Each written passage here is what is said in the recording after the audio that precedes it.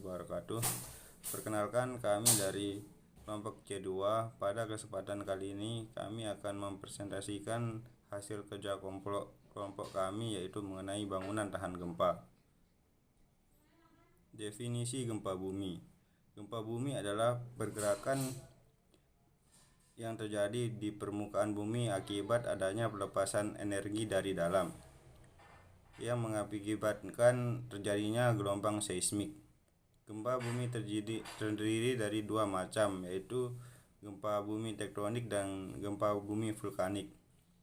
Gempa bumi tektonik adalah gempa yang terjadi akibat adanya pergerakan lempeng yang saling menekan dan runtuh, yang mengakibatkan getaran dan terjadinya gempa bumi. Yang kedua, gempa bumi vulkanik. Gempa bumi vulkanik adalah gempa bumi yang diakibatkan oleh gunung api aktif yang mengeluarkan lahar sehingga terjadinya gempa bumi di sekitar gunung api tersebut. Indonesia merupakan negara yang dilalui oleh Ring of Fire, sehingga di Indonesia sering terjadi gempa bumi. Maka idealnya masyarakat Indonesia seharusnya memiliki bangunan yang tahan gempa. Bangunan yang tahan gempa adalah bangunan yang mampu meredam getaran dan fleksibel atas getaran tersebut. Dua komponen ini sangat penting dalam pembangunan rumah anti gempa, karena bila bangunan fleksibel dan mampu meredam getaran gempa, maka rumah tersebut tidak akan langsung roboh bila terjadi gempa, sehingga ada waktu untuk para penghuni rumah menyelamatkan diri. Belakangan ini sering terjadi gempa bumi di Indonesia. Maka dari itu sangat disarankan untuk membangun bangunan ini untuk hunian maupun untuk bangunan lainnya. Bangunan ini dapat mengurangi korban jiwa dan dapat mengurangi kerugian yang terjadi. Salah satu penyebab terjadinya banyak korban jiwa dan terjadinya bangunan runtuh saat gempa bumi terjadi adalah karena bangunan-bangunan tersebut tidak memenuhi standar bangunan tahan gempa. Maka dari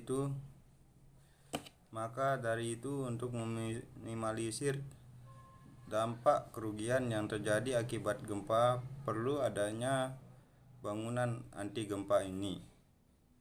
Bangunan tahan gempa adalah bangunan yang memiliki sifat tahan terhadap getaran gempa dan tidak langsung rubuh saat terjadinya gempa. Bangunan tahan gempa adalah bangunan yang dirancang dengan mempertimbangkan perhitungan, yaitu letak, kombinasi pembebanan, berat konstruksi, dan bentuk konstruksinya. Maka dari itu, untuk meminimalisir dampak yang terjadi akibat gempa tersebut, perlu memperhatikan hal-hal yang dianggap penting agar bangunan tidak langsung roboh. Setidaknya ada selang waktu untuk para penghuni rumah menyelamatkan diri saat gempa tersebut terjadi. Membangun bangunan tahan gempa adalah suatu hal yang tidak ekonomis. Maka dari itu, dalam proses pembangunan bangunan tahan gempa ada 3 hal pokok yang perlu diperhatikan. Yang pertama, saat gempa ringan terjadi, komponen struktural dan komponen non-struktural bangunan tersebut tidak boleh roboh. Yang kedua, saat gempa sedang terjadi, komponen struktural bangunan tersebut tidak boleh roboh, namun komponen non-strukturalnya boleh roboh. Yang ketiga, saat gempa besar yang terjadi, komponen struktural dan komponen non-struktural bangunan tersebut boleh roboh. Namun ada beberapa saat selang waktu yang dapat digunakan untuk para penghuninya menyelamatkan diri.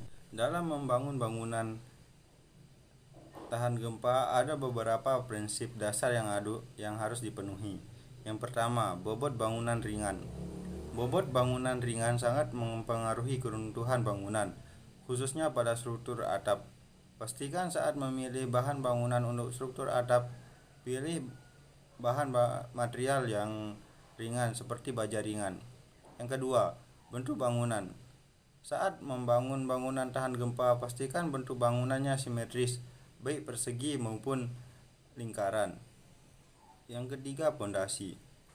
Pastikan pondasi berada pada tanah keras sehingga penyaluran bebannya bisa sempurna. Ada banyak sekali jenis pondasi yang bisa digunakan, dan setiap pondasi memiliki kekurangan dan kelebihannya masing-masing. Sesuaikan dengan kebutuhan bangunan tersebut. Selanjutnya, struktur atap. Struktur atap seharusnya terdapat batang pengaku bracing pada struktur atap agar dapat menahan beban gempa yang terjadi secara horizontal. Selanjutnya, beton dan beton bertulang. Beton dan beton bertulang merupakan suatu komponen utama yang sering digunakan dalam proses pembangunan. Tentu tidak sembarang dalam menggunakan beton dan beton bertulang dalam konstruksi yang tahan gempa, sehingga perlu memperhatikan SNI untuk campuran-campuran yang diperlukan. Assalamualaikum warahmatullahi wabarakatuh. Saya Emal Gifari dari kelas C dengan NIM 2019 D1B071 ingin mempresentasikan hasil kerja kami. Persyaratan bangunan tahan gempa menurut Kementerian PU Badan Penelitian dan Pengembangan Permukiman adalah sebagai berikut. Bangunan harus terletak di atas tanah yang stabil, kering, padat dan merata kekerasannya. Yang kedua, denah bangunan sebaiknya sederhana, simetris atau seragam. Yang ketiga, pondasi sebaiknya dibuat menerus keliling bangunan tanpa terputus. Yang keempat, pada setiap luasan dinding 12 meter persegi harus dipasang kolom. Yang kelima, harus dipasang balok keliling yang diikat kaku dengan kolom. Yang keenam, keseluruhan kerangka bangunan harus terikat dengan kokoh dan kaku.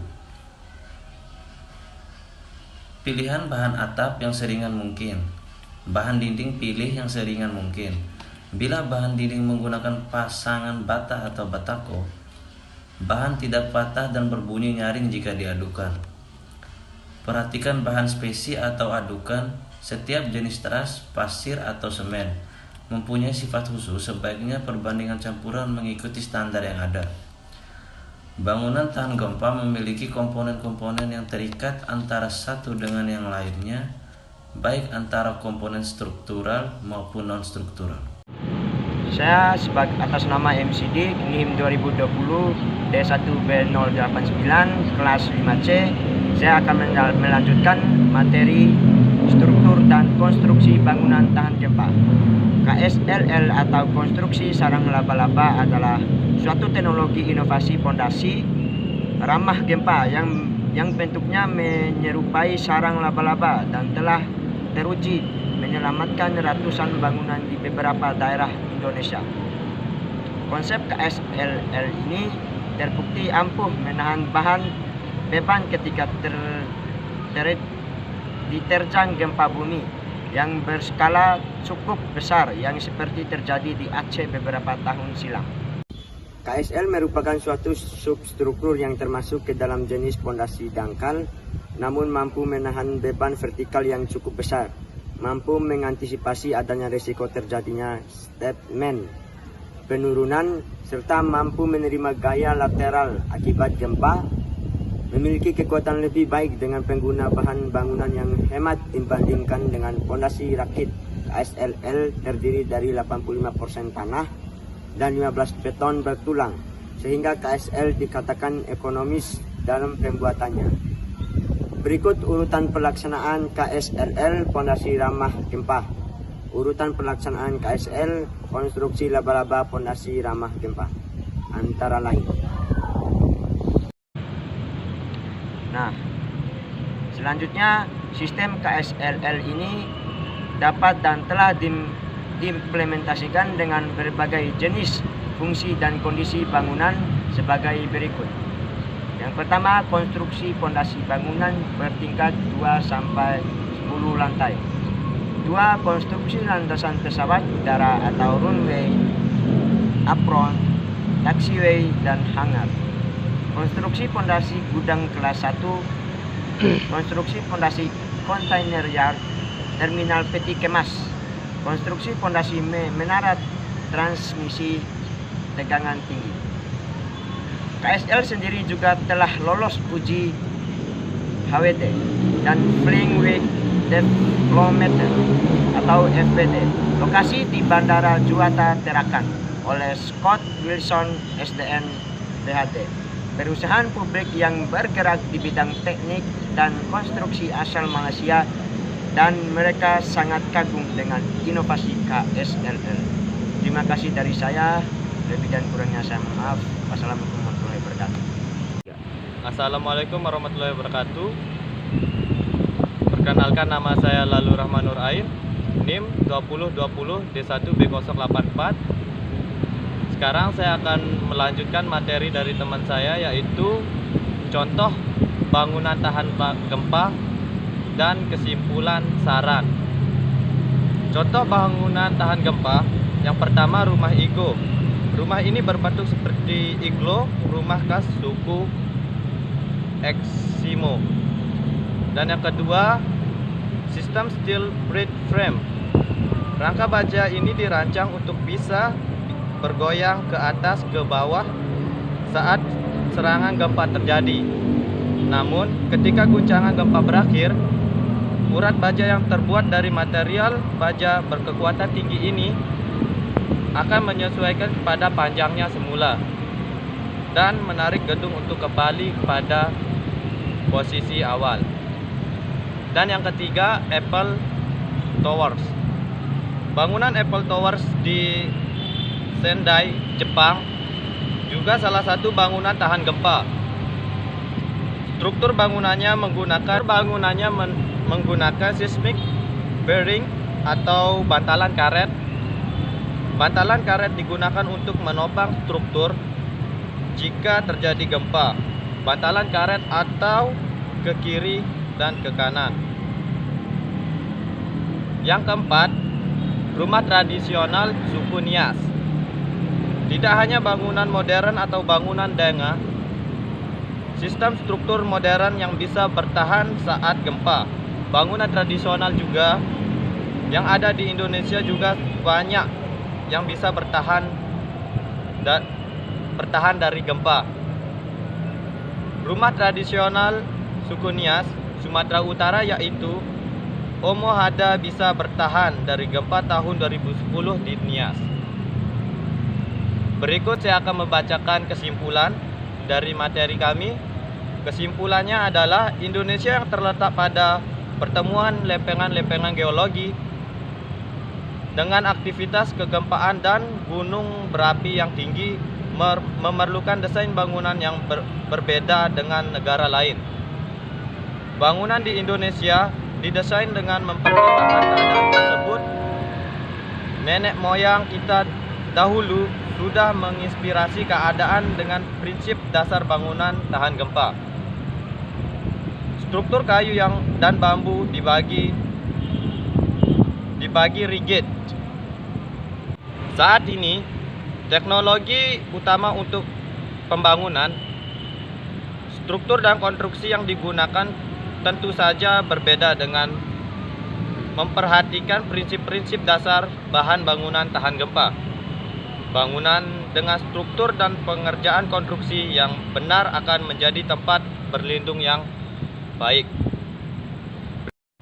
Berikut saya akan membacakan sarannya.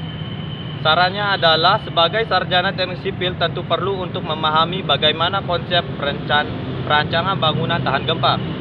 Karena struktur bangunan tahan gempa sangat dibutuhkan di Indonesia, khususnya di Pulau Lombok, tempat tinggal kita.